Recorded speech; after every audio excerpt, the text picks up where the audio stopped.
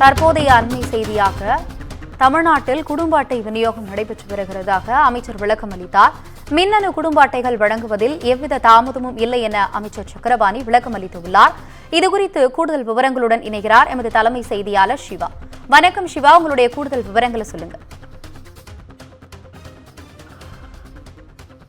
ஆனந்தி, தமிழ்நாட்டில் நியாய விலைக் கடைகளுக்கு பொதுமக்களுக்காக வழங்கப்படக்கூடிய குடும்ப அட்டைகளில் எவ்வித தாமதமும் இல்லை என்று தற்போது உணவுத்துறை அமைச்சர் சக்கரபாணி ஒரு விளக்கத்தை வழங்கியிருக்கிறார். குறிப்பாக திமுக அரசு பொறுப்பேற்றிலிருந்து தற்போது வரை 15 லட்சத்திற்கும் மேற்பட்ட குடும்ப அட்டைகள் வழங்கப்பட்டிருப்பதாக அவர் குறிப்பிட்டிருக்கிறார்.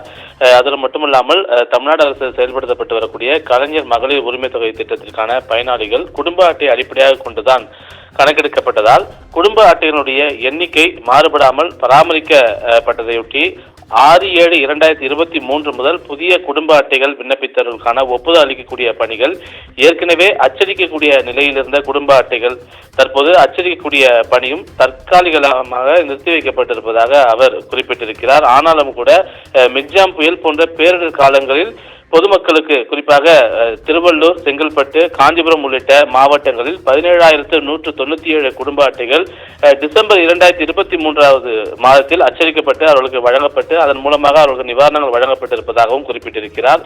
அதன் மட்டுமல்லாமல் இதே போன்ற வெள்ள பாதிப்பு ஏற்பட்டிருக்கக்கூடிய திருநெல்வேலி, தென்காசி, தூத்துக்குடி மற்றும் கன்னியாகுமரி ஆகிய மாவட்டங்களில் கூட 10,380 குடும்ப அட்டைகள் டிசம்பர் 2023 மாதத்தில் அச்சடிக்கப்பட்டு அவர்களுக்கு உரிய நிவாரணம் அதே போல இழப்பீடு தொகைகள் வழங்கப்பட்டிருப்பதையும் அவர் குறிப்பிட்டிருக்கிறார். இந்த நிலையில்தான் சிலர் கூறுவது போல இந்த குடும்ப அட்டைகள் வழங்குவதில் எவ்வித சுணக்கமும் இன்றி தமிழ்நாடு அரசு குறிப்பாக இந்த உணவுத்துறை மூலமாக இந்த குடும்ப அட்டைகள் வழங்கப்பட்டு வருகிறது.